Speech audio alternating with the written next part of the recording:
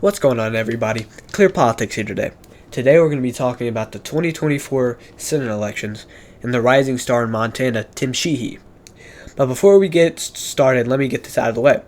If you enjoy my videos, make sure you like and subscribe. It doesn't take any time at all, and it's completely free, so why not? So let's not waste anybody's time. Let's get right into this. Okay, so let's go ahead and just mark the states that we know are going to go for who. Like, we know that in Washington, Democrats are going to win. In California, they're going to win. Hawaii.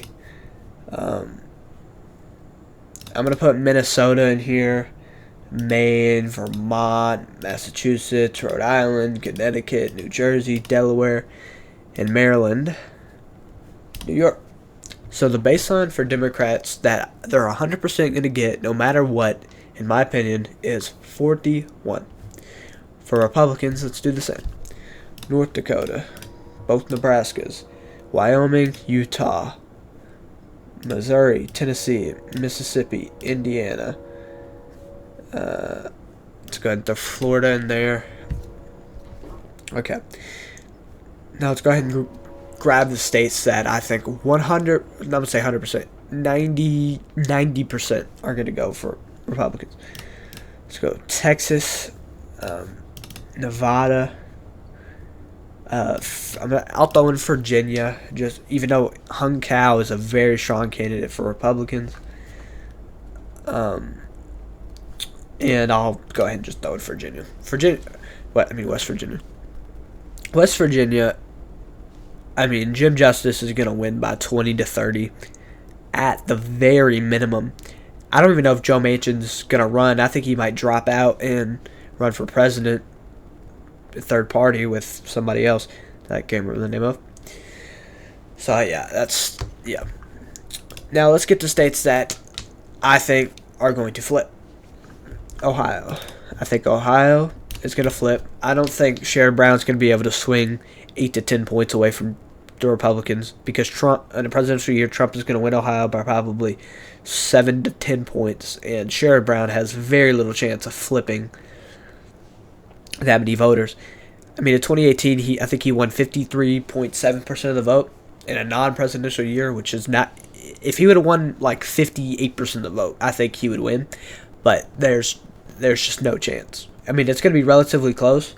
It's going to be about a 4 or 5 point victory. It's going to be a little bit less than what J.D. Vance won by in 2022. But I don't see Democrats doing good in that northeastern part of the state. I just don't see it. I'm gonna go Montana. Since Tim Sheehy is running and it's not Matt Rosendale, that's kind of weird. John Tester has little to no chance just because, again, I don't see John Tester swinging voters by 15 points. Because he won in 2018, but it wasn't a presidential year. And he won by about 2.5, 3. And I just don't see John Tester able to do that. It would be a great feat. One of the greatest feats in politic history. If John Tester wins that seat, he should be known as the Senate God. And he should be the majority leader. Actually, he wouldn't be the minority leader. He should lead the Democrat Party if he keeps that seat. Let's go to Pennsylvania. Bob Casey is overwhelmingly popular. He'll probably win by 8 to 12 points.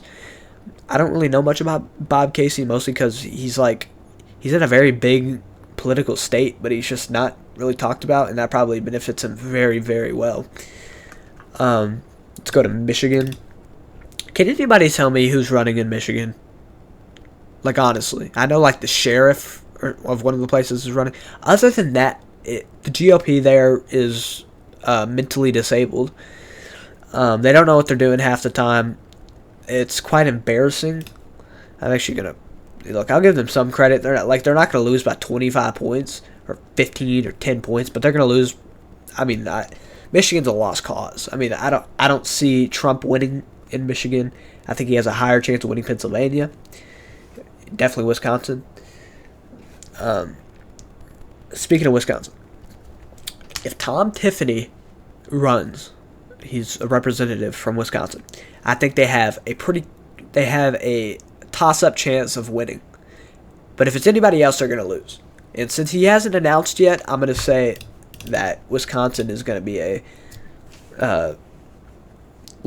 going to be likely Democrat if Tom Tiffany doesn't run. But Tom Tiffany's liked in Wisconsin, and he can swing voters, and he can get people out to vote, especially Republicans. All right, now Arizona. I think Kirsten Sinema's going to run, and if she runs, she'll draw about 5 to 10% of the vote, and at least 7 to 8% of that vote will be Democrat. And we've seen how close Arizona has been during the last presidential year. It literally came down to 11,000 votes, which is crazy. Which, I mean, it's not that much considering all the other elections that have happened. Like, I was third, but anyway. If Kirsten Sinema runs, it's going to be a likely Republican state. Kerry Lake, Blake Masters, yeah, I don't see Ruben Gallego winning when that much of the vote is lost from him. Nevada, it looks like Brown, what's it, Jim Brown? I don't know, whatever his name. The guy that just announced running a few days ago. He might be the nominee, but it also could be Jim Marchant. Either one of them, I don't see them winning, just because Jackie Rosen is relatively popular. I could see Trump winning Nevada, but I don't see anybody else winning Nevada, just because, I don't know, it's just, Nevada's a kind of an odd state sometimes. I would love if Adam Laxalt ran again. I think he has a good shot. Just because the state is moving to the right more and more and more. Vegas is getting more red. If you're a Republican and do good in Reno County, you're gonna win. So Reno, honestly, you just have to do well. You just have to do well enough in Vegas, and then either get close in Reno County, or win Reno County, and you're gonna win the state more than likely, as long as you can get people out of the rural areas and vote. So yeah, this is what I think is going to happen. 53-47 as of today, with the candidates that we know of and all the things that have happened. I think Republicans win the majority in the Senate. We'll see if they win the presidency. The presidency is going to be very close. House elections could be even closer.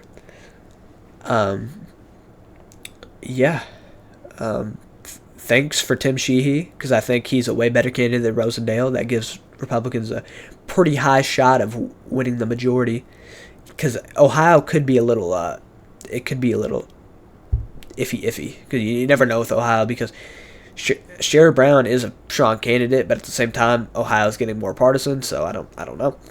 Anyway, thank you guys for watching. See you guys in the next one. Peace out.